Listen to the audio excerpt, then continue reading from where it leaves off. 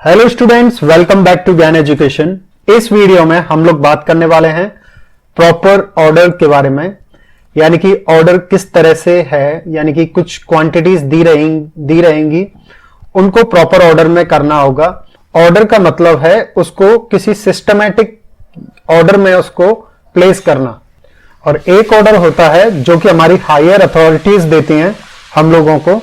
जैसे मान लो कि प्रिंसिपल ने कोई ऑर्डर दिया स्टूडेंट्स के लिए, यहां पे उस ऑर्डर की बात नहीं हो रही है। मैथ्स में जो ऑर्डर होता है उसमें यह है कि जो क्वांटिटीज दी गई हैं उसको एक सिस्टमैटिक ऑर्डर में प्लेस करना।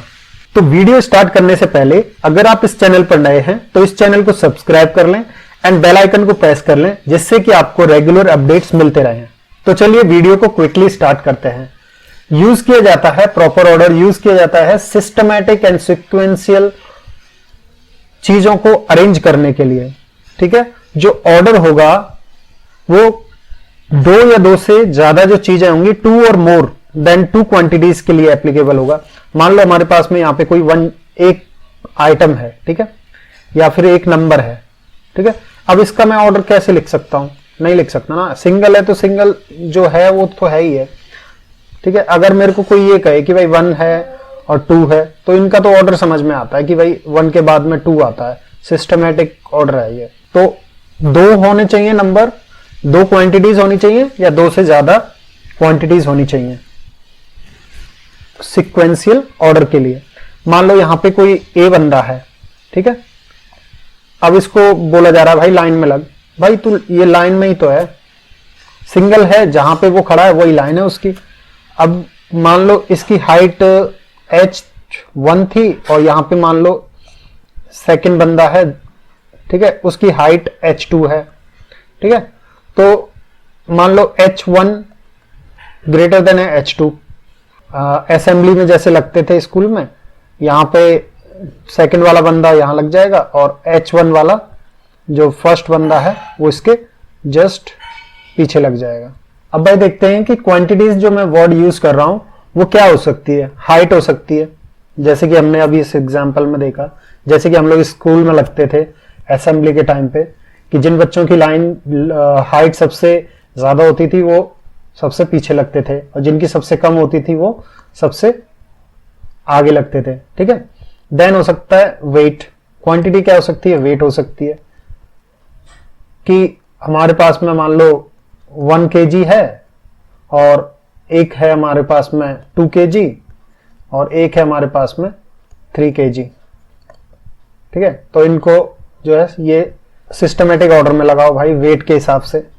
एक ऑर्डर हो सकता है मनी से रिलेटेड कि भाई 50,000 की गड्डी यहां रखी जाएंगी, उससे बड़ी जो 1 लाख की गड्डियां यहां होंगी, 5 लाख की गड्डियां यहां होंगी। इस तरह से डिस्टेंस की बात करें तो यहां पे मान लो मैं दिल्ली से हूं, तो यहां से भाई देखो आगरा कितना है, आगरा मान लो कि हमारा 200 किलोमीटर है, ठीक है, एग्जाम्पल मान लेते हैं 200 है। और यहां से मान लो भाई जयपुर, तो जो भी सिस्टमेटिक तरीके से उसको लिखना होगा कि आगरा भाई पास में है तो पहले लिख दो, जयपुर जो है बाद में है तो उसको बाद में लिख दो, ज्यादा दूर है तो बाद में लिख दो। तो ऑर्डर्स जो है दो टाइप के होते हैं, एक होता है असेंडिंग ऑर्डर और एक होता है डिसेंडिंग ऑर्डर। असेंडिंग ऑर्डर में क्या होता है भाई, स्मॉलेस्ट चीज को हम लोग, स्मॉलेस्ट जो क्वांटिटी होगी उसको हम लोग पहले लिख देंगे, स्मॉलेस्ट टू ग्रेटेस्ट, यानी कि स्मॉलेस्ट को पहले लिखेंगे, ग्रेटर जो भी होगी उसको हम लोग बाद में लिख देंगे। डिसेंडिंग ऑर्डर में क्या होगा भाई, जो ग्रेटेस्ट होगी उसको हम लोग पहले लिख देंगे और स्मॉलेस्ट होगी उसको हम सबसे लास्ट में लिखेंगे। बात अगर समझ में नहीं आई है तो इसको एक बार हम लोग एग्जाम्पल के साथ में समझ ले। और कभी कभी कंफ्यूजन होता है कि भाई असेंडिंग जो होगा असेंडिंग ऑर्डर और एक है डिसेंडिंग ऑर्डर। असेंडिंग ऑर्डर होगा स्मॉलेस्ट टू ग्रेटेस्ट और डिसेंडिंग ऑर्डर होगा ग्रेटेस्ट टू स्मॉलेस्ट। कभी कभी इनमें कंफ्यूजन होता रहता है तो उसके लिए मैं ट्रिक बता देता हूं। असेंडिंग ऑर्डर किससे स्टार्ट होता है? ए से। ए क्या है भाई? सबसे पहले आता है, सबसे पहले आता है, सबसे छोटा है, ठीक है। तो इसलिए यहाँ पे जो भी डिजिट आएगी वो भी सबसे पहले छोटी आएगी। डिसेंडिंग ऑर्डर, भाई ए पे जब सबसे छोटा आ गया तो डिसेंडिंग में तो जाहिर सी बात है कि बड़ा आएगा, बड़ी पहले आएगी उसके बाद में छोटी बाद में आएगी डिजिट। अब इसको एकदम अच्छे से एग्जांपल के साथ में समझ लेते हैं। बात करेंगे हम लोग मनी को लेके।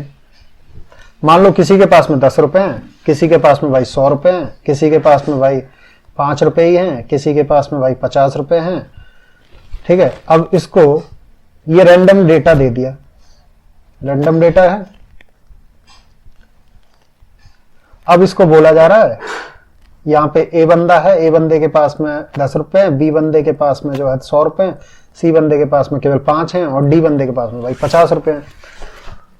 अब क्या है, ये जो है इसको असेंडिंग ऑर्डर में लिखना है, असेंडिंग ऑर्डर। ठीक है, तो असेंडिंग ऑर्डर क्या कहता है, एक इस पे भाई सबसे पहले आता है, सबसे पहले आता है यानी कि सबसे छोटा है, तो सबसे छोटा सबसे पहले आएगा, यानी कि सी वाला बंदा पहले आ जाएगा, तो 5 पहले आएगा। फिर उससे बड़ा देखेंगे तो भाई ए के पास है, ये हो गया सी का। फिर आएगा ए, उसके पास में कितना है 10 रुपए हैं।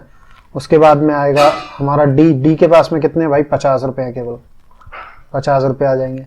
ठीक है, और सबसे ज्यादा किसमें है, ये सबसे अमीर है बी, बी वाला बंदा कितने है इस पे 100 रुपए हैं।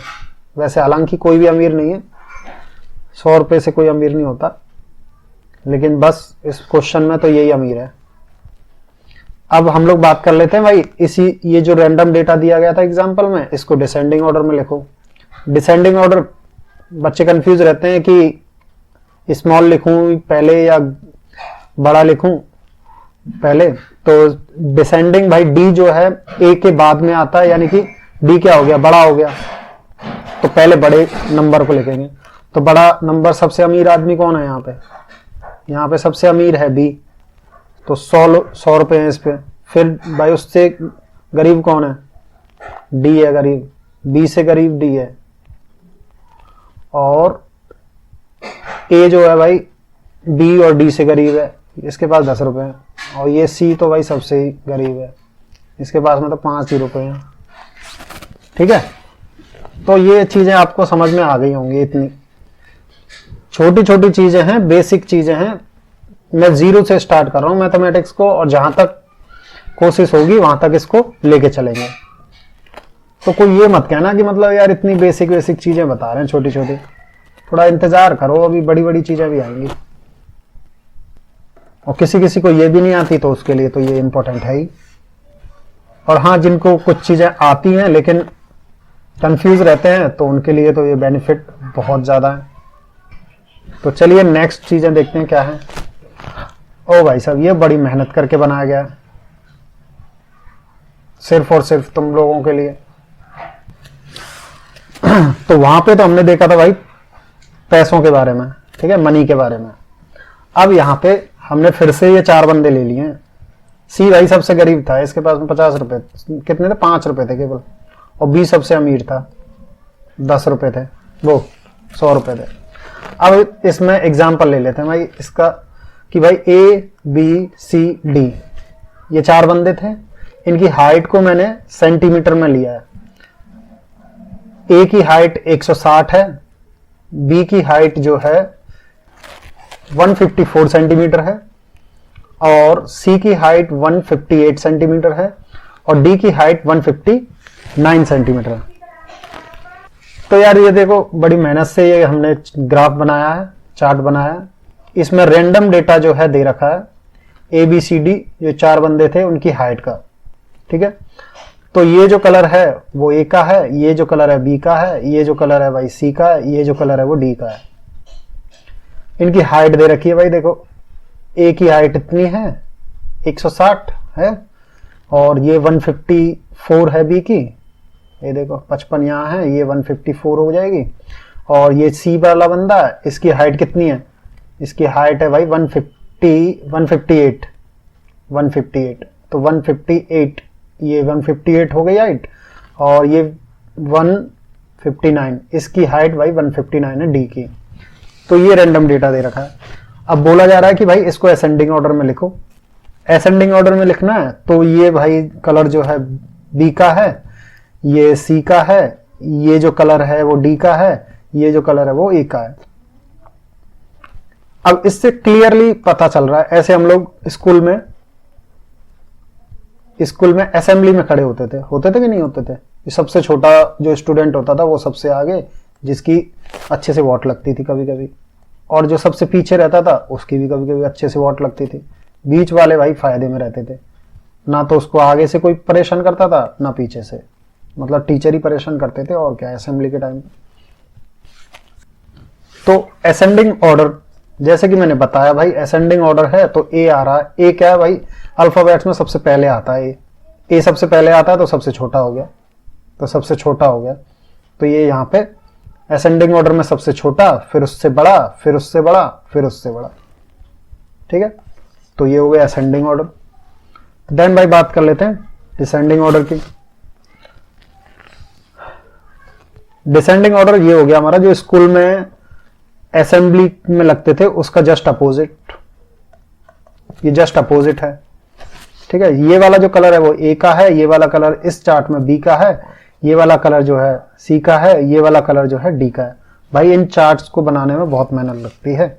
अगर आप इस चैनल पर नए हो और इसी तरह की वीडियोस देखना चाहते हो, सिंपल में चीजों को समझना चाहते हो, तो इस चैनल को सब्सक्राइब कर लें एंड बेल आइकन को प्रेस कर लें, जिससे कि कोई भी अपडेट आपसे मिस ना हो।